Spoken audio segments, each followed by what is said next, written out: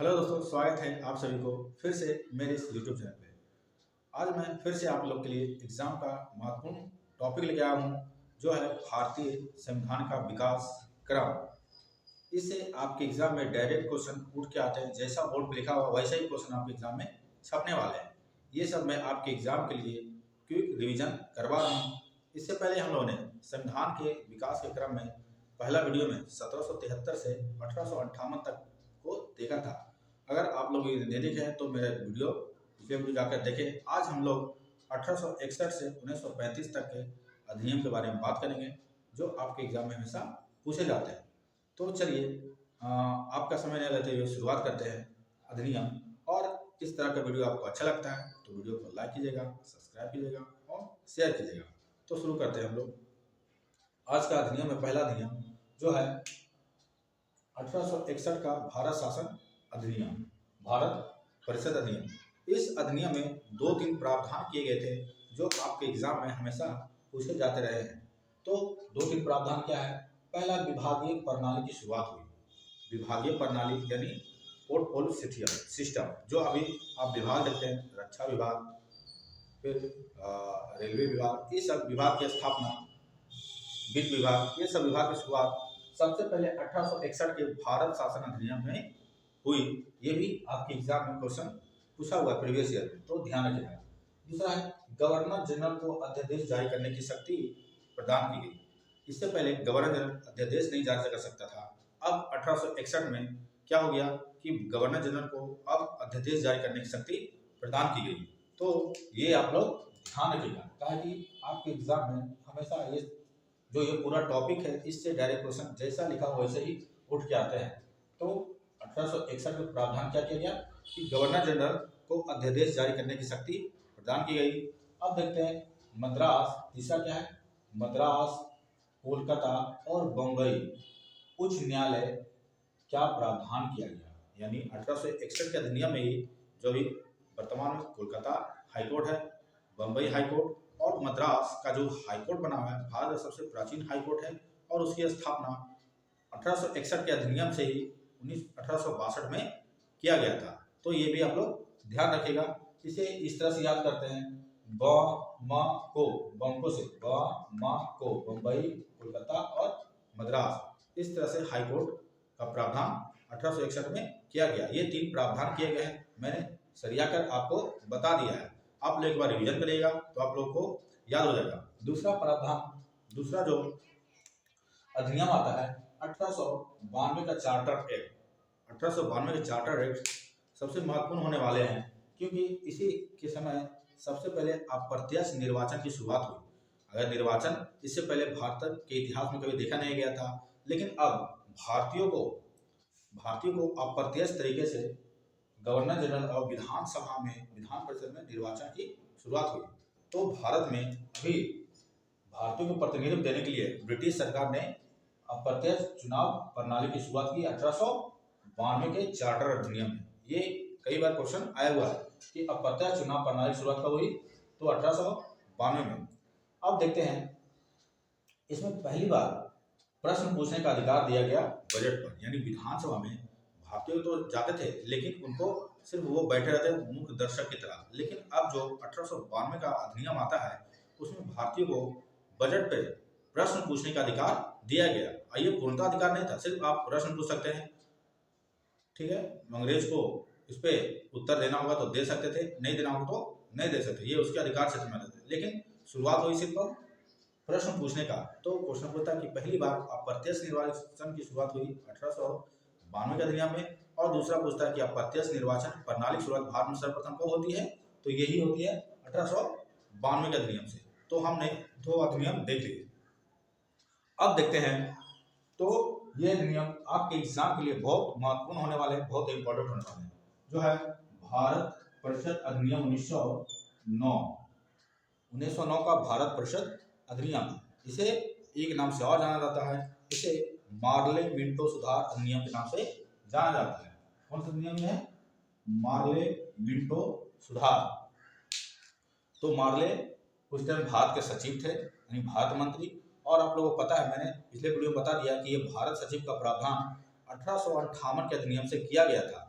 यही भारत मंत्री थे, ये भारत सचिव से बोलते हैं। और मिंटो भारत के वायसराय थे, मिंटो भारत के वायसराय थे। इन दोनों ने मिलकर भारत शासन अधिनियम 1919 तैयार किया। ये इस अधिनियम के नाम से बहुत बार क्वेश्चन पूछा गया है कि मार्ले मिंटो सुधार अधिनियम कब आया, तो 1909 में यह अधिनियम आता है। अब देखते हैं इसमें क्या किया गया। तो इसमें एक प्रावधान किया गया जो हमेशा एग्जाम के लिए महत्वपूर्ण होता है। पहली बार पृथक चुनाव की शुरुआत की गई। इसमें क्या किया गया कि पृथक चुनाव प्रणाली का शुरुआत किया गया, यानी जो मुस्लिम था उसको वोट सिर्फ मुस्लिम लोग ही डाल सकते थे, जो हिंदू कैंडिडेट होते थे उसे हिंदू कैंडिडेट ही वोट डाल सकते थे। तो इसके में पहली बार 1919 में प्रावधान किया गया, 1909 में, कि मुसलमानों के लिए अलग पृथक निर्वाचन मंडल का प्रावधान किया गया। इसलिए क्या किया, तो मुसलमानों के लिए, मुसलमान नहीं मोहम्मदनों के लिए अलग निर्वाचन प्रणाली की शुरुआत 1909 के अधिनियम में मार्ले मिंटो सुधार द्वारा आता है। अब देखते हैं कि इसमें पहली बार किसी भारतीय को गवर्नर जनरल की परिषद में, यानी इससे पहले विधान परिषद तो मनोनीत होते थे, लेकिन अभी गवर्नर जनरल की परिषद में पहली बार विधि सदस्य के रूप में सत्येंद्र नाथ सिन्हा को मनोनीत किया गया। यानी जो गवर्नर जनरल था उनकी परिषद में गवर्नर जनरल था और उनके लोग सहयोगी होते थे, तो उन्हीं सहयोगियों में से एक पहली भारतीय थे जो विधि सदस्य के रूप में सदस्य बनाए गए। कौन थे, सत्येंद्र प्रसाद सिन्हा। ये भी याद रखिएगा कि पहला विधि सदस्य गवर्नर जनरल की परिषद कौन थे, तो सत्येंद्र नाथ सिन्हा। ये 1909 में ये प्रावधान किया गया। अब देखते हैं गवर्नर जनरल की परिषद में चुना गया, ये सब हम लोगों ने देख लिया। अब देखते हैं कुछ तर्क जो भारतीय नेताओं द्वारा दिया गया। पहला तर्क दिया गया कि महात्मा गांधी ने क्या कहा 1909 के मार्ले मिंटो सुधार अधिनियम के बारे में, कि ये सर्वस्व का नाश करने वाला एक्ट है। ये भी एग्जाम हो गया कि महात्मा गांधी ने 1909 के एक्ट को क्या किया, तो ये सर्वस्व का नाश करने वाला अधिनियम है, इसे बताया। और के मुंशी ने इस अधिनियम के बारे में बोले कि ये प्रजातंत्र का गला घोट दिया। ये 1919 का मार्ले मिंटो सुधार है जो प्रजातंत्र का गला घोट दिया, इसने बताया था। तो ये के मुंशी ने बताए थे। अब इस अधिनियम के बारे में ये जो भारत के सचिव मार्ले थे, जिन्होंने मिंटो को पत्र में लिखते हैं कि मैंने भारत में पृथक निर्वाचन मंडल लागू करके एक विष का दांत बोया है जो इसका परिणाम बहुत घातक होने वाला है। इसके बारे में मार्ले ने मिंटो को पत्र लिखकर बताया था। तो ये सब हम लोग देखेगा। अब देखते हैं कि भारत शासन अधिनियम 1919 की बात करें तो इसको लाने वाले जो थे वो थे मॉन्टेग्यू चेम्सफोर्ड। इसलिए इस अधिनियम को मॉन्टेग्यू चेम्सफोर्ड सुधार अधिनियम के नाम से जानते हैं। मॉन्टेग्यू चेम्सफोर्ड सुधार अधिनियम 1919। वहीं मार्ले मिंटो सुधार अधिनियम 1909 में आता है और मॉन्टेग्यू चेम्सफोर्ड सुधार अधिनियम 1919 में आता है।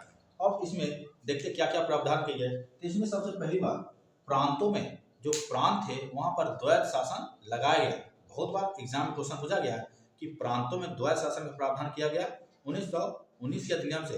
इसमें इसको जो प्रांतों में द्वैत शासन लागू करने के सिफारिश करने वाले थे वो जो थे लियोनस कार्टियर। पूछा जाता है कि प्रांतों में द्वैत शासन लागू किसके द्वारा करवाया गया था, तो लियोनस कार्टियर। अब अधिनियम पूछेगा तो 1919 का अधिनियम होगा। अब देखते हैं तीसरा। तो तीसरा है कि केंद्र में द्विसदनात्मक, यानी केंद्र में बात करें तो केंद्र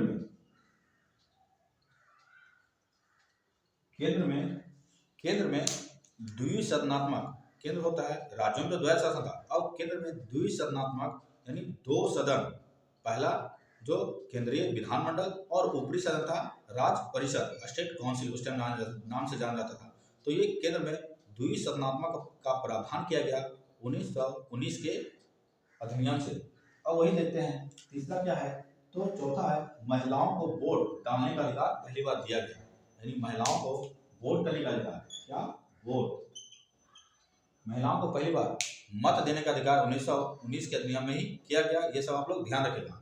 अब देखते हैं इसमें पहली बार लोक सेवा आयोग, जो अभी वर्तमान में आप लोग देखते हैं संघ लोक सेवा आयोग, इसका नींव 1919 के अधिनियम से ही डाला जाता है। तो 1919 के अधिनियम से ही पहली बार लोक सेवा आयोग का गठन किया गया। लोक सेवा आयोग का गठन किया गया और इसमें सिफारिश लागू कब हुई? तो 1926 में पूर्ण रूप से स्थापित कर दिया गया ली आयोग की सिफारिश में, यानी ली आयोग की सिफारिश पे 1926 में लागू कर दिया गया। लाया गया था किस अधिनियम में? 1919 के अधिनियम में लाया था संघ लोक सेवा आयोग को, और लागू कब किया गया? ली आयोग की सिफारिश पर 1926 में। ये सभी क्वेश्चन आपके एग्जाम में हमेशा पूछा जाता है, तो आप लोग ध्यान से देखिएगा, आपके एग्जाम में आएगा क्वेश्चन तो छूटने वाले नहीं है। अब देखते हैं पृथक निर्वाचन मंडल का विस्तार किया गया। हम लोगों ने देखा था कि जो 1909 का अधिनियम आया था पार्लियामेंट सुधार, उसमें पृथक निर्वाचन मंडल स्थापना की गई थी, यानी मुस्लिम कैंडिडेट जो होते थे उसका वोट सिर्फ मुस्लिम लोग ही डाल सकता था और हिंदू कैंडिडेट होते थे उसका वोट हिंदू लोग ही डालते हैं। लेकिन अब इसका और विस्तार कर दिया, अब हिंदू में भी विस्तार कर दिया गया। हिंदू में अब क्या किया गया? सिख लोग को सिर्फ बांटेंगे, वोट डालेगा, पंजाबी लोग को भी इससे अलग कर देगा। तो इस तरह से इसका विस्तार भी किया गया 1919 के अधिनियम में। तो इस तरह से क्वेश्चन आएगा कि पृथक निर्वाचन मंडल का विस्तार कब किया गया? तो 1919 के अधिनियम के तहत किया गया। तो हम लोगों ने ये सारा अधिनियम बहुत आराम तरह से, बहुत आसान तरीके से देखा। अब देखते हैं भारत शासन अधिनियम। ये ब्रिटिश सरकार द्वारा अंतिम अधिनियम लाया जाता है। तो इसमें क्या क्या प्रावधान किए गए थे? 1935 का अधिनियम था भारत शासन अधिनियम। 1935 का भारत शासन अधिनियम था। इसमें क्या क्या प्रावधान किए गए? तो पहला जो प्रावधान किया गया था कि जो प्रांतों में द्वैत शासन था उसे समाप्त कर दिया गया। प्रांतों में द्वैत शासन को समाप्त कर दिया गया। जो प्रांतों में आपके द्वैत शासन लगाए गए थे उसको समाप्त करके प्रांतों को भी द्विसदनात्मक बना दिया गया। प्रांतों को भी द्विसदनात्मक, अभी तक केंद्र में सिर्फ द्विसदनात्मक थी, अब प्रांत में द्विसदनात्मक बना दिया गया। तो आप लोग ध्यान रखिएगा, द्वैत शासन समाप्त कर दिया गया। 1919 में लाया गया था और 1935 में से समाप्त कर दिया गया कि अब राज्य में भी केंद्र की तरह द्विसदनात्मक बना दिया गया। पहला विधान परिषद, दूसरा विधान, जो अभी वर्तमान में 6 राज्यों में देखने को मिलता है। तो द्विसदनात्मक की शुरुआत प्रांतों में 1935 से होती है। अब देखते हैं तीसरा, क्या तीसरा प्रावधान करता है? उस टाइम बर्मा, जो भारत का अंग था, अब बर्मा को, यानी उस टाइम बर्मा नाम था, अभी म्यांमार नाम है, उसे भारत से अलग कर दिया गया 1935 के प्रावधान के तहत। और भारत में उस समय एक संघीय न्यायालय, जो अभी आपने उच्चतम न्यायालय जानते हैं, उस टाइम एक संघीय न्यायालय की व्यवस्था की गई 1935 के अधिनियम से। तो भारत में पहली बार संघीय न्यायालय की व्यवस्था की गई भारत में, और भारत को एक संघ बनाने की बात की गई।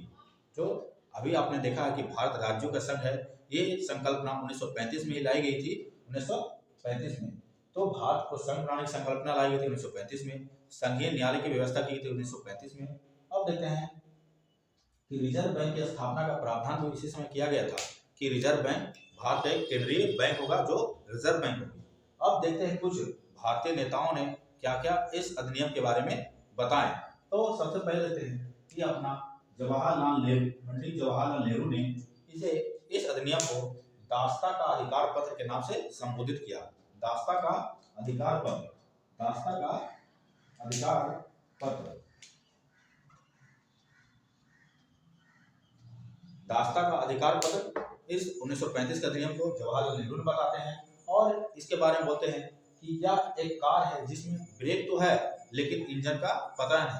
ये 1935 के अधिनियम के बारे में बोलते हैं। दूसरा नेता मोहम्मद अली जिन्ना होता है, जिसने 1935 के बारे में ये बताते हैं कि पूर्णतः सड़ा हुआ यह अधिनियम है, पूर्णतः सड़ा गया ये अधिनियम है। तो हम लोगों ने इस तरह से ये सारे अधिनियम 1773 से स्टार्ट किया था, 1935 तक सारे अधिनियम हमने समाप्त कर दिए। आप लोगों को ये बहुत अच्छे तरह से समझ में आएगा, क्योंकि मैं बहुत आसान तरीके से पार्ट बाय पार्ट बताया हूँ। तो इस तरह का वीडियो अच्छा लगे तो मेरे साथ बने रहेगा। वीडियो को ज़्यादा सब्सक्राइब कीजिएगा, लाइक कीजिएगा और शेयर कीजिएगा। और इस तरह का टॉपिक मैं आपके लिए एग्जाम में टॉपिक हमेशा डालते रहूँगा। तो अगर कुछ गलतियाँ भी इस वीडियो में हो जाए तो आप लोग सजेस्ट कीजिए कमेंट बॉक्स में। तब तक के लिए धन्यवाद। मिलते हैं कोई और फिर वीडियो में कोई मज़ेदार टॉपिक के साथ जो आपके लिए लाभदायक हो। धन्यवाद।